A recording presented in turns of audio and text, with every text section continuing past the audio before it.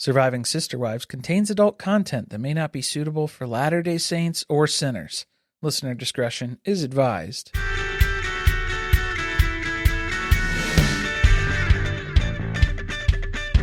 Hello and welcome to Surviving Sister Wives. I'm Corey. And I'm Carly, and this is Season 20, Episode 6. We're not brother husbands. Brother husbands. The term that gets thrown around so casually. The vulgarity of that, though. It just sickens me. Is that show ever going to come back to TLC? I highly doubt it. I don't think that show's coming back. Can we get 1 or 2 seasons of Brother Husbands? It's like something adults like that? adopting adults. That's gone forever now. I guess this is the closest we're going to get, is what we're going to see coming up in Sister Wives. They were like, look, we don't want to go through a whole thing trying to find other people who are doing this and then getting people invested in what's going on. We already have a polygamous show. Let's just do the brother husband Evolve angle. the plot. We're gonna come up. It's like a new thing, a new spin, a new take. We don't have Sister Wives, so now we need Brother Husbands. We don't have Sister Wives. We might need to rename the show to something else, but maybe Brother Husbands. That could be it. I feel like I'm going to regret this, but I liked this episode. Okay, I'm sure that people are going to be upset about this episode. I'm sure people are going to be upset that David is actually going to spend time with Kody. That is what we saw in the trailer for this season. We knew it was coming. We've been prepped. Yeah, right? Like we're fully not aware. Coming out of nowhere. So I was ready for it, and it hasn't even happened yet. They're just kind of talking about it, but I guess we'll get into that here. What do we have for the episode description, though, for this one, Carly? Kody schedules a team meeting to discuss Coyote Pass. Christine asks David to go on a playdate with her ex. Robyn runs off a prospective sister wife. Did she? Does she?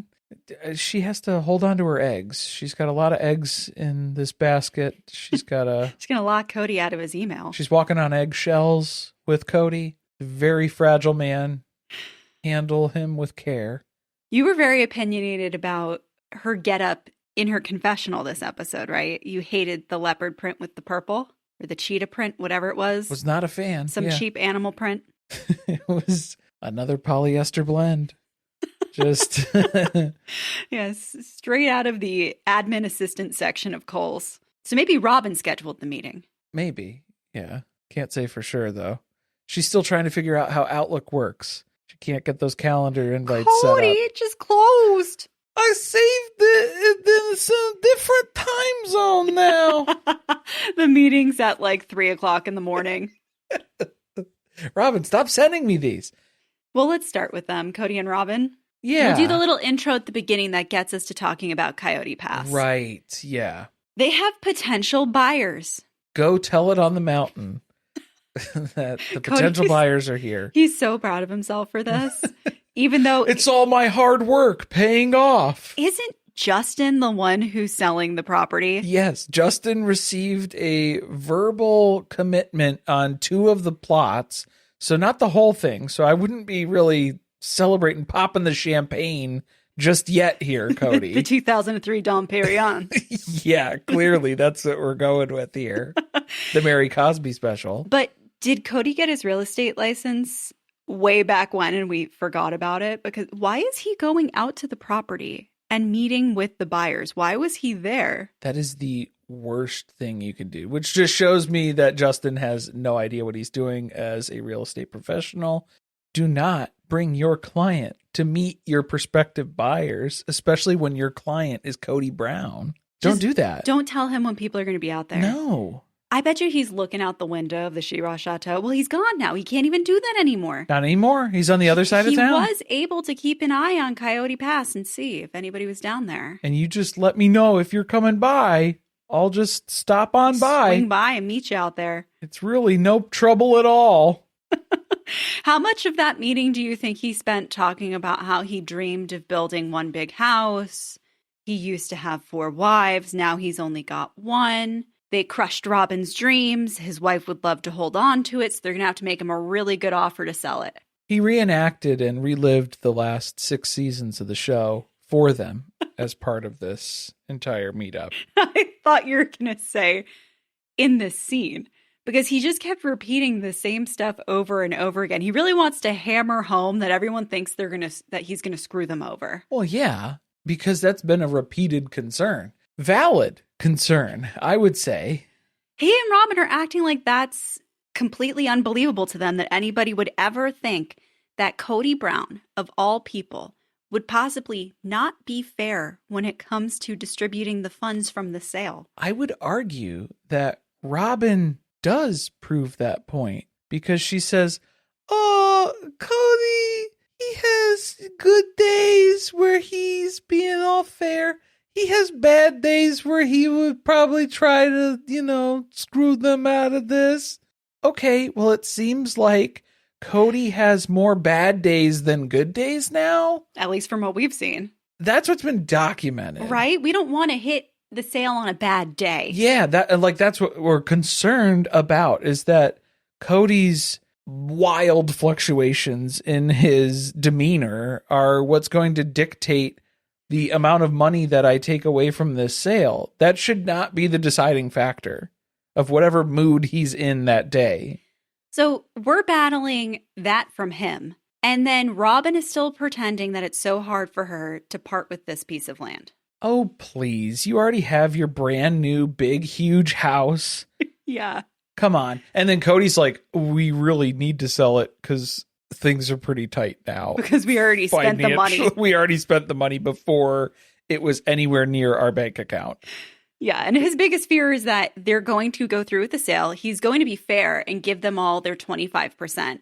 And they're still going to come back looking for more money from him. Technically, because they do have legal claim on more than that. So that's why he's like, we're all good with this, right? I'm all paid up now. I just thought that was a funny comment, because later in the episode, they talk about how Janelle gave part of her money from her house in Vegas to pay for Robyn's down payment on the Shira Chateau, and she never got that money back. Well, and then she verbally agreed with me that debt is paid in full and it's taken care of now. I don't know what sexual favors Kody provided for what amount of time, where she then...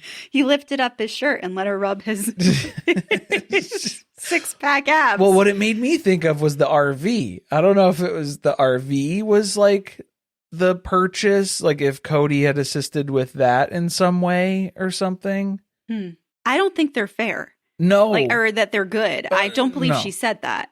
And also, they've been communicating strictly via written communications at this point, so that the attorneys have a record of it. So if you don't have a record, I don't think it happened. Yeah, whatever the verbal exchange was, it's either that or Janelle was incredibly sarcastic. Like, you need to crank the sarcasm to 100 and then say those lines where it's like, oh yeah, you're paid in full now type of things, where this is taken out of context. And he was like, great, I'm glad you said those words.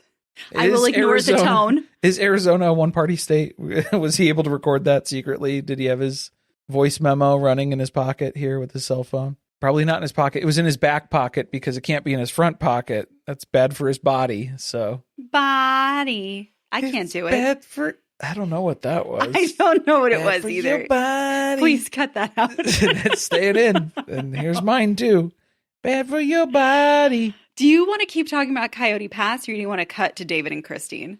Let's just keep talking about Coyote Pass. I guess. Why not? We've been talking about it for how many seasons now? Let's just keep going. We are so close to the end. We know the sale is coming because this has happened in off season. It's been confirmed because it happened in real life. We already ran the numbers. Did that? This was months ago now. We have an incredible breakdown of the sale of Coyote Pass in one of our lives that we did. So we have Legal Wife Lives that we do every month over on Patreon. And if you go back and watch one from, from the spring, right? They sold it in April. Yeah. So it was either the April or May Legal Wife Live. There are graphs and charts. We broke down all of it and figured out how much they each got paid, which was the even 25%. Yes. And then compared it to the money that they would have made off of the sale of their Vegas homes if they had held on to them longer, if they had maybe put this money in the stock market, and figured out how bad the purchase of Coyote Pass ended up being as a financial decision. It's real bad. I mean, Kody's very proud with how they've ended up, but to put this amount of money up, because I think it was like $800,000 when they bought the land in 2018, to put that much amount of money on the line for something and then hold it for 7 years, 6 or 7 years, and then sell at the level that they did not really see a huge return on investment there, especially with the losses in their house that they took in Vegas, selling the cul-de-sac houses. Big mistake. So if you're interested in that, that's over on Patreon. There's a little deep dive over there. All right, so the Zoom call. Kody has managed to set this up. Robyn declined the invite immediately. Don't even send it to me. No, thank you. I don't plan on joining. She saw that her calendar was already booked for that time, but that's because Kody had set up the invite for that time, and so she just got confused. She's got to do a return at Kohl's. She thought she was unavailable. She's booked for the day. It's a lot. It's a lot to take on. I kind of feel like it's very cowardly of her that she acts like she can't have any communication with any of the other parts of the family. It hurts too much. See, I don't believe that. She's so sensitive and overly sensitive. She feels all of the feelings that everyone else has, and then she just vacuums them up and then makes them her own. So she has to feel everything 10 times harder than anything. I don't think that Janelle and Meri are upset anymore, though. So it's Robyn's the only one who's upset, I think, being distraught in the presence of these other people. Meri and Janelle are... I think they would have just been like apathetic on the call. Yeah, Meri and Janelle Nobody's going to get on there and yell at you. Pretty cool with where we are. And like, I'm trying to limit my exposure to Kody now is basically what's going on. She's just butthurt over the things that they've said about her. I think it's partially that, but also what does Robyn have to contribute to this conversation? Nothing. She hasn't been on the land. She hasn't been involved in any of the conversations with Justin the realtor. She has no information to provide anyone that Kody can't just divulge here instead. It's because she does zero work. She does nothing. Including on this. Absolutely nothing. So really, she's the one who's done the least to earn her part of the funds that they're going to get. Yeah, because what's messed up is it's not a three-way split between Meri, Janelle, and then Kody and Robyn as one party. They're saying that Kody and Robyn are individual entities, and that's why it needs to be 25% split among the four. But then that leaves Kody and Robyn taking half, and then Meri and Janelle splitting a half, which is unfair, I think, if you lay it out like that. Because that's what Maddie really gets stuck on, where she's trying to convince Janelle to fight for more. Well, the math usually doesn't math in this family. But it's not worth the time. Like, that's what Janelle's coming down to. It's She's a like, time suck dealing with this dude. I just want to be done. Like, that is worth all of the money in the world to me. That is the Mega Millions jackpot that I am looking for. I'll join another MLM. I don't care. I can make up the difference here, and like I will make that work, but I just need to stop interacting with this man against my will. This Zoom call with Kody, Meri, and Janelle is possibly the most awkward thing that we've seen on this show. It's right up there, but it's like very standard issue for just like awkward Zoom call, like pre-call Zoom call stuff. When people join in a little too early and then they really don't know. Your boss starts trying to make small talk. Yeah, like small talk, but like the business casual, safe small talk where it's just sticking to the weather. Don't you think Robyn would thrive in that? In business casual? Oh, just in the... She's always dressed and ready to get on a corporate conference call. I don't know if that... Was the leopard print? Was that going to be... That must be a casual Friday get up then, I think, probably in some way. But my God, yeah, the awkwardness level that we're talking about here of Kody not wanting to jump right into let's talk business. Here's the update. He's asking Meri and Janelle for updates in their lives. Why? Why? He wouldn't even call Meri to tell her about this whole thing that was going on with Coyote Pass. And now he's asking her, is the B&B different? It looks different. Something's changed, Meri. It looks different behind you. Nope. Nothing. Nothing has changed He at all. was fishing to get her to ask about the fact that his background has changed. I think that's exactly what it was. And I think that they realized that that's what this was. But that wasn't it. Oh, the Zona, too. Zona pops up. Meri's dog. Oh, Meri's dog. Because at first I was like, oh, no, he doesn't know Zona's name. And then he just keeps repeating. Zona. He's just Zona. saying what he sees on the screen. And so that's it. It's just he keeps repeating Zona, mostly to himself. But did the call freeze? No. Is that Meri's reaction? That's probably what they were thinking. But no, you're still hearing him every single time. Yeah, it's like, is this a weird glitch where it's looping? Yeah. He doesn't know where to go with the conversation from here. I would just turn myself into a potato and then... Well, I think that was the lesson learned is next time we get on the call, we're just going to have to put some fake backgrounds up behind us. Yeah, virtual background, or at least blur it just for your own safety at this point so he can't fully identify. He's going to ask too many questions. Yeah. Well, then he's asking Janelle, have you heard any good jokes? Because he can tell that Janelle's annoyed. He's trying to break the ice. He's wasting her time, is what it comes down to. And that's what he knows that's bothering her. It's irritating her. So he's thriving off of that. He's living now. He's feeding. We're watching the energy vampire. Decadent, succulent, awkward ass Zoom call. It only took 25 minutes. Really, he just sucked all of the energy out of the room and then moved on with his day, completely revitalized. With a newfound vigor for the Coyote Pass sale. Have you heard any good jokes lately? I'm surprised he didn't start around Robyn. First, let's do updates of what's going on in everyone's life. Popcorn prayer. Let's open with a prayer and everyone can just say what's on their heart. That would have given me incredible anxiety growing up. Oh, yeah. Just like Rora. Oh, yeah. Someone would have to carry me upstairs. Eventually, he gets around to telling them about why they're actually there, which is that they have an offer. The catch is it's not on all of the property. It's on 2 of the lots. But they're open to an offer on all 4 lots. So then the whole thing could sell potentially, maybe.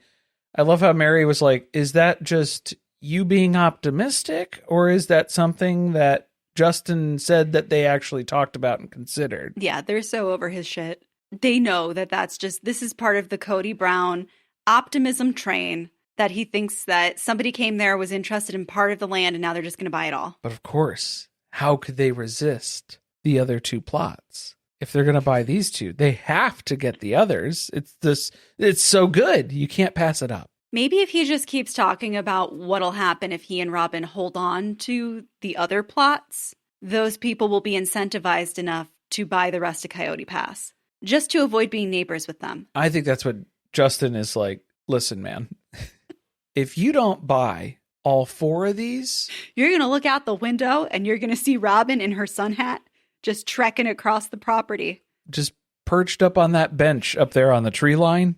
Staring down into your backyard.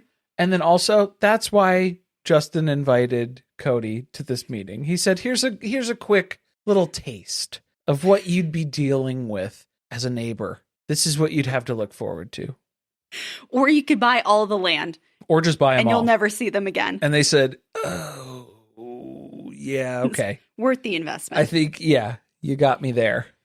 All of a sudden, it's super easy to quit claim a lot and then put Janelle and Meri's name on them. That's the miracle here, I think, of all of this, is just the turnaround time that is necessary for this to happen.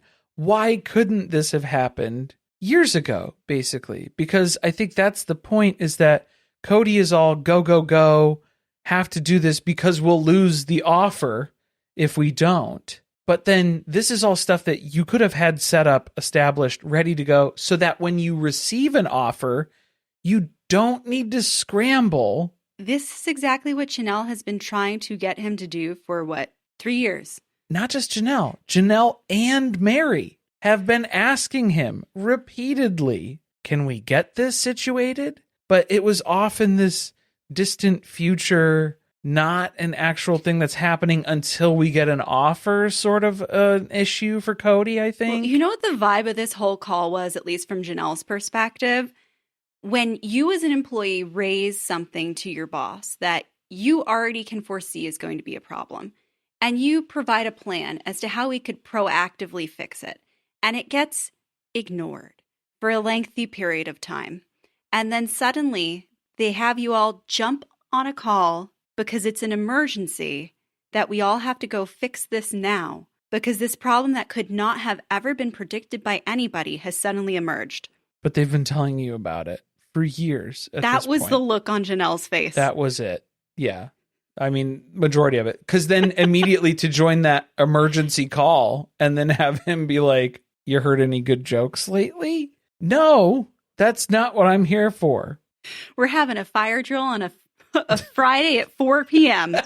I'm not here to talk about jokes. No, I'm looking at one right now.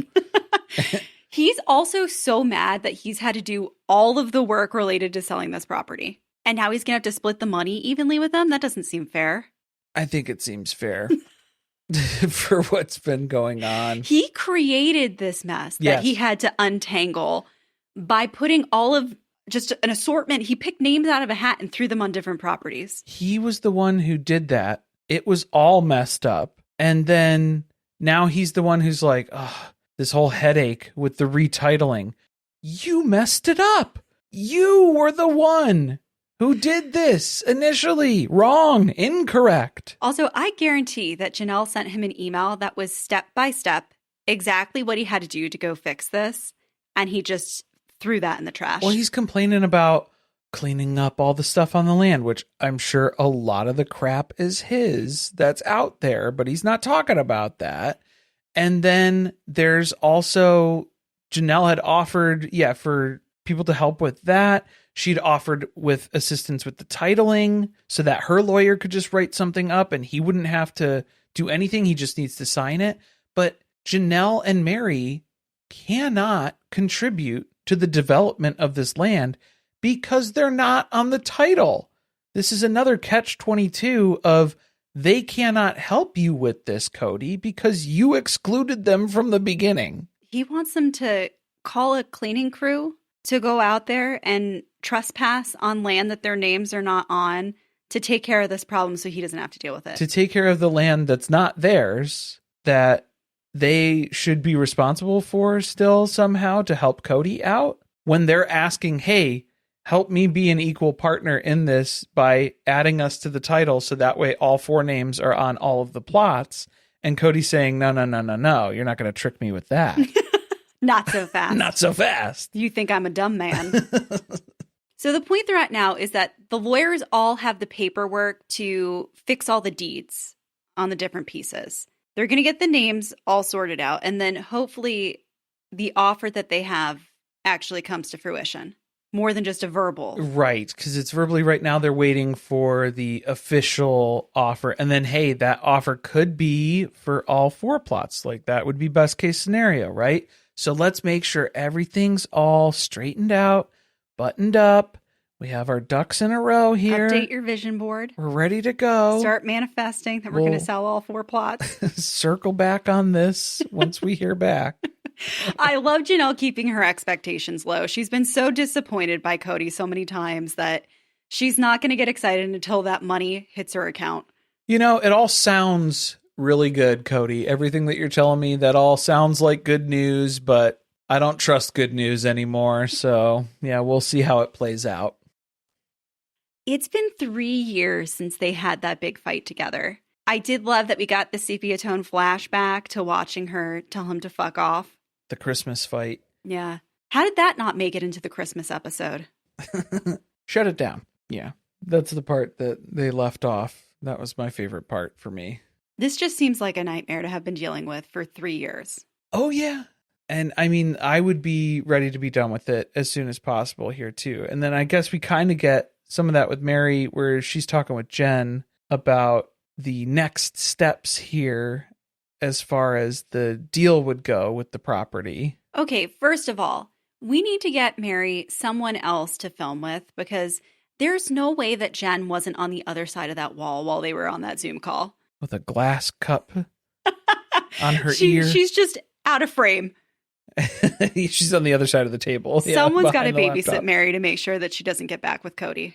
I felt pretty good about Meri not getting back with Kody during this conversation. She was generally annoyed with this man. Not here for it. Not interested. Just because she thinks she's going to get screwed. I think that was the bigger issue, because then that's what she's really talking about with Jenn, is that, it's been so much time that they could have addressed this. They could have fixed it.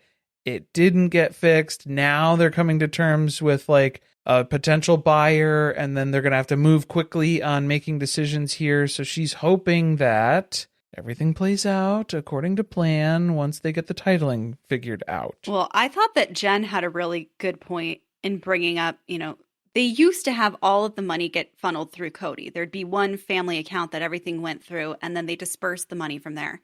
That's not how we're doing the Coyote Pass sale, correct? Because I don't think you'll get all of the money if anything goes into Kody's hands first. Well, that would end up being a whole tax nightmare for Kody, too, if all of this hits. I know, I'm just saying. He doesn't think that far ahead. Like, to have all of that be in your name, or like onto an account of your property. They shut down all the family LLCs already. They closed everything down. So it's just like, oh yeah, how are you going to distribute that?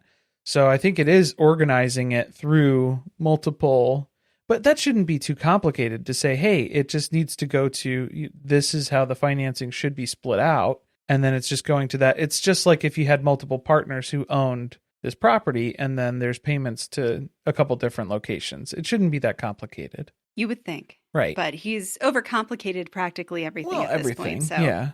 Also, what if he thinks he cut down some trees on this property, so he needs to be reimbursed for that? And then he takes some more out of it. And Meri kind of thinks to herself, and she's like, I can't completely rule that out with absolute certainty at this point, Jenn. I will say I could definitely see that being a possibility. He's been logging all the trees in more than one way. He's been logging. He knows exactly how many he cut down off that property. He's been getting chainsaws stuck in trees, as Meri attested to, because Meri was almost his first victim. Yeah. Don't we know it? Her close encounter with murder tarp date number 1 of the tree on the car. Close encounters. They're also talking about how long it's been taking to get this all figured out. And she's like, I'm pretty concerned at this point that he's just trying to wear down my will. Like a toddler, like a child would. How much will does Meri have left after 10 years of chipping away at it every single day here? Like, he did his best to get rid of her and it didn't work. I guess. There can't be too much left in there, though. I feel like we were kind of scraping the bottom of the barrel as she was leaving Flagstaff. Oh, that's another weird thing, too, that Jenn's calling out, is where it's been so long since you've been in Flagstaff, Meri. How's that going to go? You're just going to roll up there and shake hands and kiss babies, or how's that going to work? Why does she have to go in person? Can't they do this virtually? Did they give them Salsa Brava gift cards to show up on the property? I was going to say, just to get the shot. Are they selling it to Calvin Candy from Django Unchained, where he has to finish every deal with a handshake? We never even met the people who sold us their house. No, and you shouldn't, ever. But maybe she could inspire some hope in Robyn. Pull her back in. When Jenn was like, maybe when you do get the opportunity to have the handshake, you can pull Robyn close and whisper in her ear, I still want this. Just to shake things up, just to see how that plays out. This is why Robyn can't be on these Zoom calls, though. It's because, anything that's said, she then interprets it as, oh, they want to be part of the family again. There's a chance. They're telling me there's a chance. I'm picking up on this. Oh, man. That inspired hope in me that we'll get to see Meri do that. And Meri was losing it, too, because they're putting together a desk. What is this? IKEA desk in 45 million different pieces that they're trying to put together here. Did they even finish it? No, they didn't even get started. They barely opened the boxes. Great. There's a lot to do. You know what that means? That means that next week we're going to have the update of when they finish the desk. Oh, it's maybe. like the carriage house renovation that they made us wait forever to see. Yeah, like 6 episodes. Was it a standing desk? I don't know. Or if it was like an adjustable one, maybe. Yeah, there was a lot of metal. That'd be good. She has her office space now. So then that way she doesn't need to take these Zoom calls with Kody from the B&B kitchen anymore. I mean, the last time she had a dedicated office space, she got catfished. So Well, you just got to be careful. We got to look out for that. Yeah. Maybe she's the one who's doing the catfishing now, perhaps. We got to have Jenn in the same office space just to watch what's going on her monitor. No, I'm just saying, like, maybe Meri's drafting up some letters that we've heard about. Maybe she's the one behind the letters going to Kody and Robyn, huh? Well, first we have to see what Maddie makes of all of this, because that's who Janelle is telling about all these updates and how the Zoom call went. She just looked like very pregnant and very tired of everything. Yeah, particularly. Especially any conversation that involves her father. Well, especially finding out where it's like, oh, Janelle's not going to fight for more. She's just kind of taking whatever scraps she gets from this deal and then is moving on. Because, yeah, Janelle's done. She's decided. She has decided.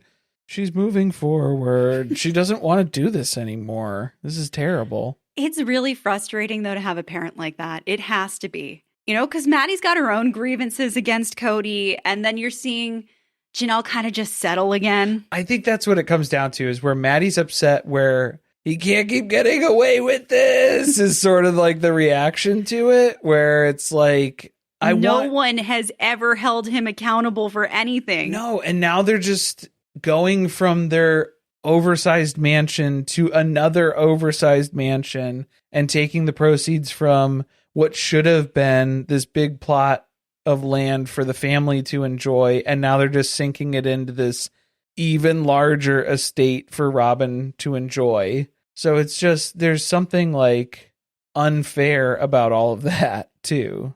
She's not going to do anything about it. Even the money for Robyn's house, she's just decided that's it. I got the RV. I'm just going to take that and run. This is my last hi to Kody. And after this, I'm just never going to talk to him ever again. Cut him loose. Shall we talk about David and Christine? Yeah, that'll be a good interim here, I suppose.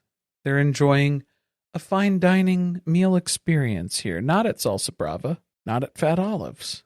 I don't remember the name of the place they were. They're in Salt Lake. We only care about Flagstaff restaurants. I guess. There's like 2 of them. I am so beyond tired of having every scene with David and Christine start with them talking about how great it is to be married to each other. Usually you don't have to talk about it that much if it is like that great, right? I mean, to an extent. They have nothing to film. I think that's the problem. So the only thing that they talk about is just how great everything is between them. The biggest struggle that they're having in their marriage currently is that occasionally they will call each other by their prior spouse's name. Which can get a little awkward. Not like first 5 minutes of a Zoom call with Kody awkward, but awkward nonetheless. They never miss the opportunity to connect the dots for us about how it's really awkward in some circumstances. With the banging. In some settings. Exactly. We understand that everybody's having that inside thought as well. Right. But Kody never really did that. So out of all of the terrible things that he did as a husband to his many wives, he very rarely got caught calling them by another wife's name. I think that's the emphasis, though, is got caught. He did not get caught making that mistake.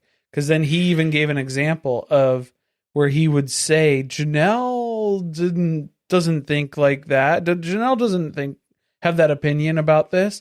Like the way that he would catch himself as he was doing it and then steer it away into another sentence. Look, he was trying not to demonstrate in his example that what he would do is probably just segue into a complaint about another wife. That's what he let slip here. That's how you cover it up. That's what happened. That was basically it. That or shit-talking another wife. Well, yeah. That's the go-to response. Common enemy. That's how you can get somebody on your side here. To kind of set the scene, Christine has already filed for custody and child support for Truly, right? That happened in the fall, and we are led to believe that this is sometime in the winter that they're filming this. The state of her relationship with Kody, obviously not good.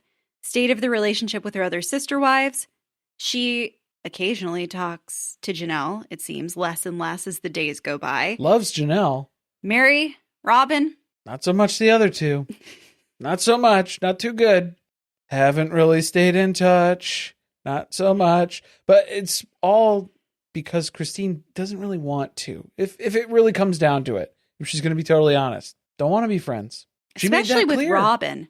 Well, yeah, especially, and then like she was very clear with Meri too at a certain point where she talked about that in her book, where Meri had come to her and was like, "Hey, want to be friends?" And Christine was like, "You were just mean to me 2 months ago. Why would I want to be friends with you if you're just going to continue to be mean to me?" So definite disconnect, not a personality match for friendship there. And then she definitely did not want to be friends with Robyn anymore. She doesn't trust her. But Robyn got it in her head that Christine doesn't want anything to do with her kids. So I think that's the part that Christine's kind of upset about here. This is the second or third time, right, that Christine has brought up on camera that she wants to have a relationship with Robyn's kids eventually. And in her book, that was another thing that was emphasized as well. I wonder if the message has ever gotten to them. I don't think they're watching the show. So I don't think this is going to be the venue. Right venue for that. Yeah. That's not going to happen. Maybe they'll catch it in her book if they read her book. I don't know why they would, though. I doubt it. I don't think so. You're going to have to check it out at the school library. Better not ship that thing to the house because Robyn will rip that package open. Oh, yeah. She's expecting several packages to be delivered today. And this one is the anomaly. She does not know the point of origin for this one. Shaped like a book? That's odd. Not something I typically not purchase. Usual. It's not a gumball machine. It's not a QVC product. I like that she floated the idea of some type of family reunion. We've pitched this as well as part of the show. We said, hey, get these people together. We don't want to see the individual storylines of what's happening here separately with everyone. No. Even when people are not getting along, that's when you want to put them in the same room and we want to see what happens. Well, and that's why I'm getting frustrated with the talk of, well, I don't want to be friends with either of them. I get that. But there's a difference between never having communication with someone ever again in your life and being their friend.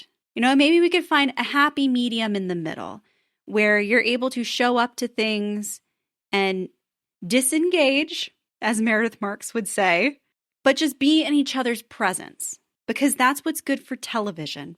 Well, yeah, especially when you have a show. Like, there needs to be drama. There needs to be this dynamic that we see play out. So I think that's the other point to emphasize here is just seeing that play out. I also thought it was really interesting that Christine brought up that they had floated out the invitation to go on a trip where everybody would meet up in the same location. That's something that I think McKelty has previously talked about and how Robyn's kids did not go. Right. That they invited all of the adult kids and they couldn't comprehend like why that was something that they weren't willing to do. Yeah, like if the parents weren't going to be involved. But I think that tells you everything that you need to know. If the parents aren't involved, then I can't go on a trip without mommy and daddy. Robyn's kids are like, uh-oh, I'm not allowed to do that. Mom's going to be upset. Well, it was probably because they can't go to anything where they're going to be exposed to their toxic family members. Yeah, a lot of toxicity in this family, according to Robyn. I think we can look in the mirror and really narrow that down, though, of the source, the point of origin on the toxicity. I'm over her, especially when they talk about anything that has to do with getting everyone back together. She gets so panicked about it because she doesn't want everyone to get back together. I think it's because she can't keep her story straight, and she's talked to different people to tell them what they want to hear. And then when people start comparing notes, now people are actually talking about things. She's lost all control at that point. Yeah, and I think she's afraid of being confronted. Yeah. Well, that's part of it too, right? Of like, if you have multiple people who are saying, you told me this, but then you told this other person that is absolutely a confrontation that would be taking place there. So then it's like, yeah, I think she's trying to avoid being put in that situation. Yes. Yeah, but even then, don't go. Her. Yeah, you, like you as an individual, if you can't emotionally handle it, don't go. But how about you make sure your husband, who has all of these other children, does go and interacts with his kids? Just a thought, just something we're floating out there. The conversation gets weird because Christine has covered her bases on her sister wives. Now she's trying to talk Kody up to David. I think she's not trying to sell Kody to David. I think she's trying to sell Kody to the viewing audience, which that is not the buying crowd for No. the Kody Brown. 20 seasons now, we've been turned off by him season after season, more We're and good. more. For Christine to basically look into the camera and be like, Kody is a good man. I think we can all disagree with you. Actively. We all have an entire list of examples that have personally impacted us. You are sorely mistaken with your assessment in this. Even David is like, that was a wild thing to say. David's like, I don't know if A good man? I don't think that that's what I would say about Kody Brown. And I've seen the way that he treats his children. And as a father, don't recommend. 0 out of 10. Yeah, not recommended. But you can see David's like trying to play along here as best as he can. Because it's for the content, you guys. We got to keep the show going. They needed to explain to us how we get from Christine and Kody having 0 contact to David and Kody hanging out on a racetrack. Well, because then this is where, Christine's idea of like, oh, we should still be able to interact with Kody on a parenting basis. And like some stuff where it's like, I agree. Or at least great. David should. Or at least you should. Because then that's when it's like, wait a minute, hold on now. She wants David to take one for the team and befriend Kody so that she never has to talk to Kody again. It would be my heart's desire to never speak to that man ever again. So if you could just go ahead and take the brunt of this. Do me a solid. But it also comes across as like a parent trap scheme where she's like, oh, you should go on this camping trip. It's the big camping trip before school at the end of summer. And you should go get to know do that. each other better. You'll get to know each other, spend some time. It's quality bonding time. You're going to be a big part of each other's lives. Also, I will not be in attendance. See you when you get back. I'll be waiting for you here. I'm going to hang out with Chessie the whole time. And we're going to eat some chili and that's it. But no, that's not what happens in the Parent Trap. I'm talking about the Parent Trap now, guys. This podcast is about the Parent Trap now. Entirely. Exclusively. We could have a podcast just about the Parent We Trap. probably could. We talk about it a lot. Christine also gave this strange monologue about how, sometimes there are people in your life who do things that you really don't agree with, but it doesn't mean that you don't have a relationship with them anymore. Yeah, like Peyton, right? Right, Christine? Uh-oh. Or many of the children and their father. Again, I would argue sometimes, yes, that does mean you condone people based on their behaviors and their actions. I don't think that that's a crazy thing to call out here and stand on business. That you don't condone them for their actions. Don't condone? Or is that a double negative now? Am I condoning? I would No, condone. condoning is that you're okay with it. So you're not okay with it. I don't condone. I don't approve. David doesn't know what he's saying either. I don't know what I'm agreeing to. Yeah, David's like got a belly full of steak and he's just agreeing to things. He came here to enjoy a fine dining experience. I just wanted to get some good steak and enjoy a meal with my beautiful lady. It's getting very Sebastian Maniscalco. I don't know what's happening.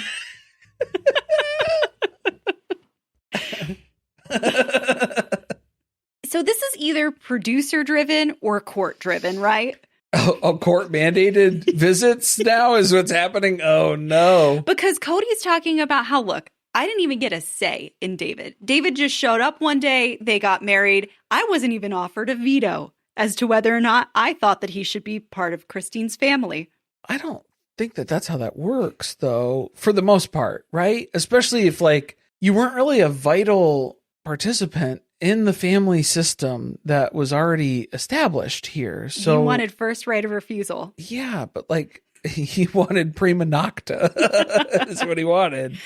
He has not really shown us that he has a vested interest in Truly's future. So the idea that now retroactively he's upset that he didn't get to vet David before they got married is some real bullshit. Also, you could have vetoed it based on, I know Christine's main concern was like, she was pointing out how Kody was very alarmed with, the fact that Christine's going to get a boyfriend and then he'll take money from the family, and not the primary concern being, well, I hope he gets along with Truly. And then David's like, yeah, well, Truly's mean to me. I'm glad you brought this up, because like I have something on my heart that I'd like to share today. I have a lot that we need to discuss today. Yes. It's a learned behavior. She'll grow out of it eventually. I don't know. She just learned to hate her father. Yeah, you are now Kody by proxy, unfortunately. So you're going to be catching flack for a lot of the stored up emotions here. To me, it just read, well, if you want full custody of Truly, I'm going to have to meet David. Okay. More than just in passing like they did at that party. Right. It was weird the way that Kody was talking about it, though, especially when he kind of looked at the camera in a questioning manner as well. I don't think he even fully understood what he was saying. So is this something that a lawyer wrote up for him as part of a response? That kind of tracks with that. Yeah, they were like, these are the standard things that people usually say they'd like in response to a custody case like this. We'll say that then. Yeah, let's say that. Didn't even bother to read it. He has no idea what his lawyer's asking for. But is this going to make them brother husbands? Eskimo brothers? I don't think that's an acceptable term not anymore. Yeah, not anymore. But brother husbands, though? No, I don't think so. It's not going to be anything like that. Christine does not want you back. No. And the wine is hitting Christine at this point in the meal. Oh, she is giggling. Because she realizes what she says and then what the implication is behind that. And so then, she gets the giggles going. I was waiting for her to start dropping some rubbishes. Oh, no, because that wasn't rubbish to her. She's kind of into it. She's kind of open to it. She's just trying to see how David is to the idea. Just float it out there like a joke at first. We're going to joke about it first. This is how like Danny and Yes will talk about it on Seeking Sister Wife, probably, right? It's like, it's a joke. But if you're into it, maybe we'll give it a try. Maybe we see. I did get a good laugh when Kody impersonated Christine of how she would react to the idea of having brother husbands, because he was spot on. It was pretty close. Another husband? Oh, God, no. I think she has said that on camera like verbatim. Before. Yeah. They must have just showed him the clip. Those little moments, to me, are glimmers of what I think this show could be in the future. Because they all know each other so well that they can read each other for filth. And I need a show where they interact with each other and we get some of that. But like, not in a way of we all hate each other for eternity. Like a Jersey Shore family reunion format? Oh, Sister Wives, the family reunion? That could be a whole season. We'll just keep dropping them in random places. Well, we've also seen shows like Married at First Sight where they take one honeymoon, which was like, 3, 4, 5 days on a resort? They go for 72 hours. 72 hours? It's like Love is Blind. Oh my God. They're not there for that long, but then they stretch that footage out. They stretched that into 8 or 9 episodes, you guys.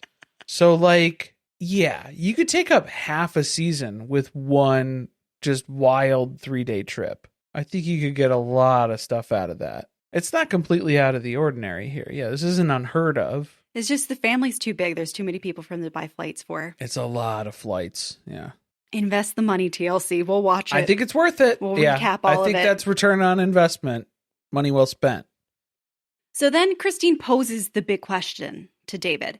Can you be friends with Kody? Well, I mean, I guess I'll try. One word answer. Sure.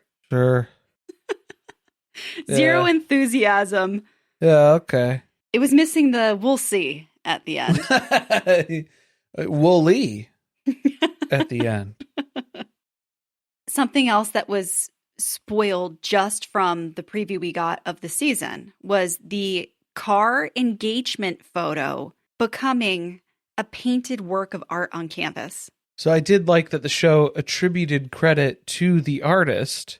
Kristen? I don't remember. I'm sorry, girl. Crystal. It was Crystal. Crystal Brown. We already knew. Yeah, everybody looked it up. As soon as that preview dropped, we were like, We need more information on this. Everybody drop that baby. Reverse images on Google search. Yeah, everybody found it. Everybody found it instantly. So they're hanging it up in the strangest place possible, in the dining room. They like to eat meals with very strange artwork around them. Because that was that restaurant when they were talking about... The woman on the toilet. Well, not on a toilet, but like... That's what it looked like. It was posed in that way. If you're baby Saul, do you want to look up from your dinner and you see your mom straddling your dad on top of the hood of a car? It's amazing that you think he still eats dinner. That boy hasn't had a meal. Single corn dog on his plate. That boy hasn't had a good proper meal in years. Take my dinner in my room, thank you. At this point. So, yeah, it's not an appetizing piece of art to have in the dining room. And then, what is this, an 8-foot level that Kody has busted out to try to get this thing up on the wall? I don't know. I can't measure anything. He didn't. Not my strong suit. He didn't either. It didn't go well. It's like me trying to hang up the TV in the living room. Can I tell you how you know that these people pretend to be rich?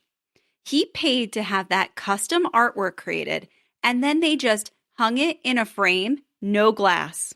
Is it oil on canvas? Is that what it is? What's the know. medium? Nothing to protect it from the UV rays that are coming through all those windows with no blinds. Oh, yeah. Well, there's no window treatments. You know they don't care about that. That's been established for years at this point. And every time they have dinner guests, this is what Robyn is going to have to explain away. So it's making her a little shy. Explain away? If you're putting it right here in the dining room, this feels like Maybe it's time to exercise a veto. I appreciate the effort of getting this made. Seems like something we put in a more private space. Do you think they didn't have a wall available in their bedroom for that? It's already full up with all of their other crazy artwork that they have from the She-Ra Chateau. I think Cody's probably busy hanging a sex swing from the corner or something. You can't have anything on the walls in there. It's a liability. You're going to knock things off. Well, yeah. Well, there's no glass that'll shatter out of it then. It didn't go with the purple aesthetic that she has set up for the bedroom. Maybe that's it. It had to have more of a neutral she wall. She has the lilac field painting already in there. We had to have more of a neutral color behind it. And we can't have two pieces of artwork that large. They're going to compete for attention. Your eye won't know where to go, is what's going to happen. It's going to throw off the entire room, basically, at that point. He uses this moment to drop the news on Robyn that someone has sent him a letter.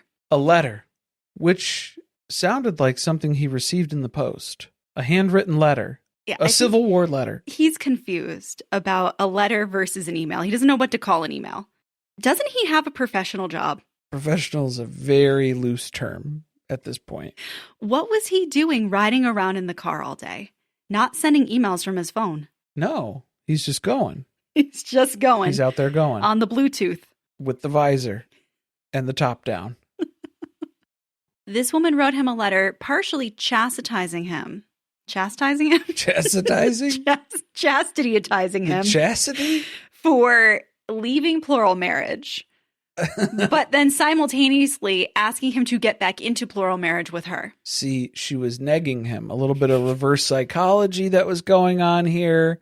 Of, boo, you quit polygamy. I dare you to have me join your family, I guess. It was like a double down. I think it was Teresa from Seeking Sister Wife. Maybe. She's just going to move in. No, she's not that confident, though. She wouldn't be able to just tell him that she's a catch and you should add her to the family here.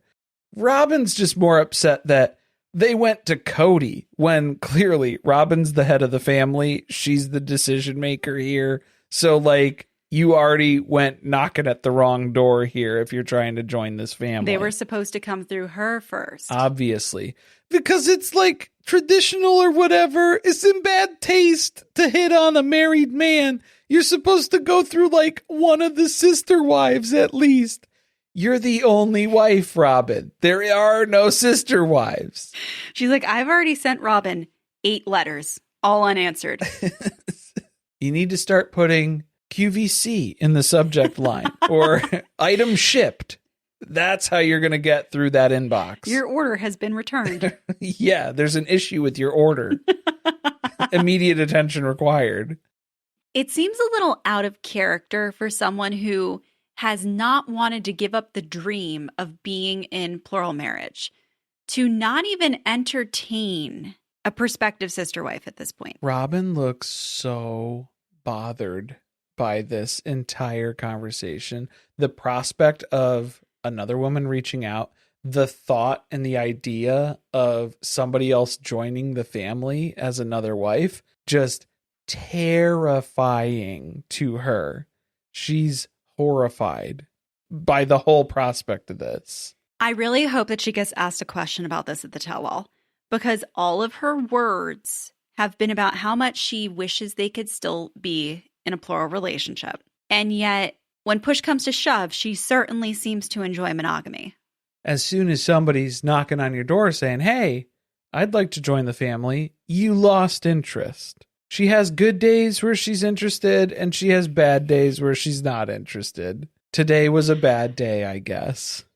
The dolly's concerned over the shoulder there in the cabinet. Not only do you have that painting of them straddling each other on the car, you've also got that creepy doll staring at you as you eat. Terrifying is what it is. Robyn gets why someone would be interested in Kody, though. You see this stable guy who's married, stable, taking care of his kids, buying a $2 million home, QVC packages. Piled up on the front door. On the sidewalk. I mean, it looks like a pretty attractive life. Convertible sports car in the driveway. That's what it was like for her, at least. That was what drew her in. Mm-hmm. Yeah. It makes their eggs drop. Didn't like that. As much as we come after Kody for saying misogynistic things, we need to start coming for Robyn. Because that was a gross comment. Yeah, that wasn't good. Not good. First of all, she's implying that somebody has to be at a certain point in their life or it's unattractive to be their partner. And then also that the only goal that you would have is to become impregnated by this person. I think that aligns with her worldview, like, to a T, though. There's the other problem here. That's the issue. I guess the shocking thing is that Robyn did at one point try to get Kody to look at a picture of someone who wanted to be part of their family. Oh, this is where it gets a little sketchy for me. Yeah, because she's trying to say that there were people who were reaching out to her, and then she was trying to get Kody to look at the photo, and she was telling him that she's real pretty. I think she was lying. I think that was the joke, where then if he had looked, wanted to show him she was not an attractive candidate. He doesn't have his pick of the litter anymore. Right. So that would have been the joke, but then he was like, no, I'm not interested at all. And then she just deleted it, the letter or the email or whatever. She never got to the punchline. Yeah, she didn't get to do that. So she just had to sit on that joke. I don't like that. It's all of the questions that Kody's asking Robyn about how she feels about polygamy, how she feels about having another wife join the family. And she's not answering anything. Oh, she never does. No. If she can get away with just staying quiet, she will. Well, not even that. She says like these weird, vague responses to things. And then Kody's like, well, that's not really an answer. And she's like, it's the only answer I have. Okay, that's not a solution here. Like, what are we talking about? I gotta tell you, talking. When we see them interact with each other, I don't understand what it is about their relationship that they both enjoy so much. Money. That's the money answer. And buying things.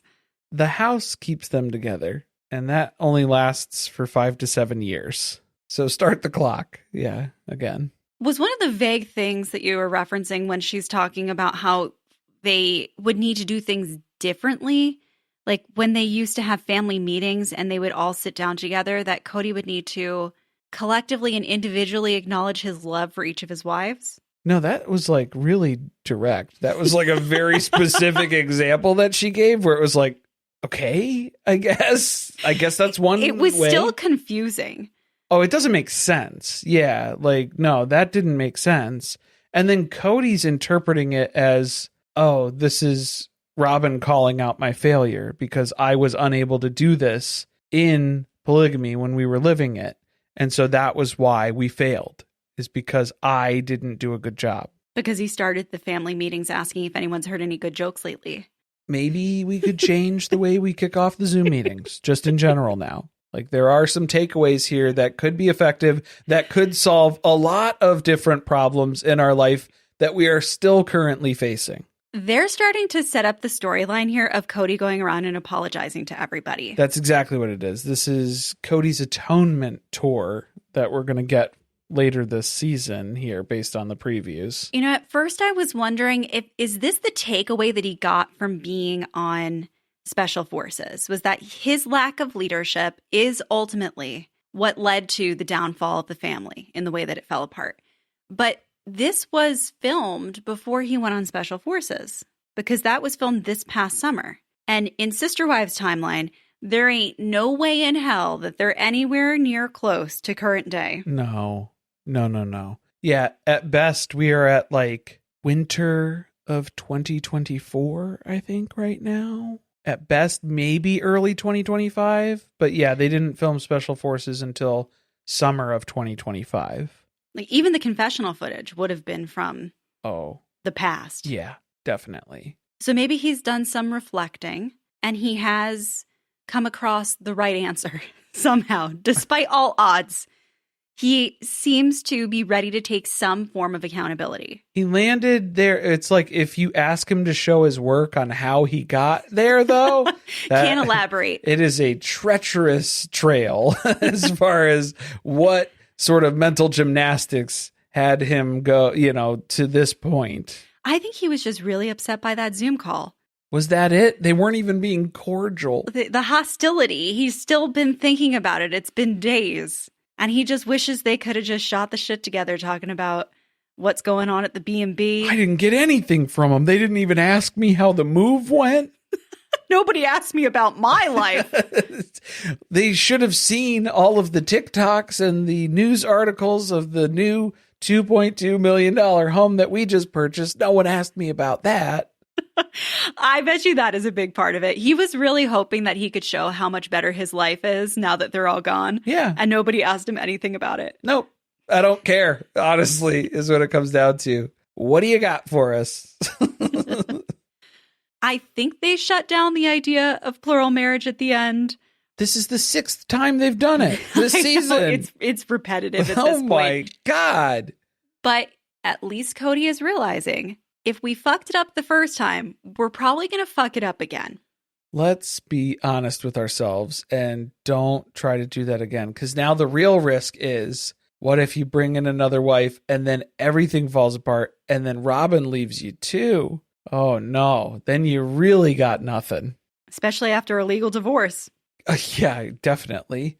Kody's putting way too much stock into Robyn, is what it comes down to. I think there's more of that dependency. Robyn likes that. She's nurturing that dependency. I do think she has the ick from him. I think she is like not enjoying the frown is frowning this season. Oh my God. Her confessional shot from this episode, did they have the camera on the ground and they were pointing it up at her from underneath? No, that's just how her face looks now. It is a complete downturn. Look, I'm not trying to be mean while fully acknowledging that talking about somebody's appearance is mean. But what I am confused about is they seem to spend money on so many different things. I would invest some money in trying to revitalize the youth that this man sucked out of me, especially if you're going to walk away. Let's have a glow up before then. No, it's impossible because you've seen.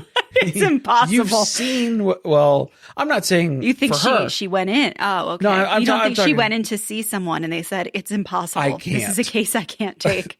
Not if you're going to stay married to Kody Brown. There's nothing. It will undo all of the work. Yes, instantly. An entire afternoon of procedures and tonics and creams. All for nothing. For nothing. All for naught.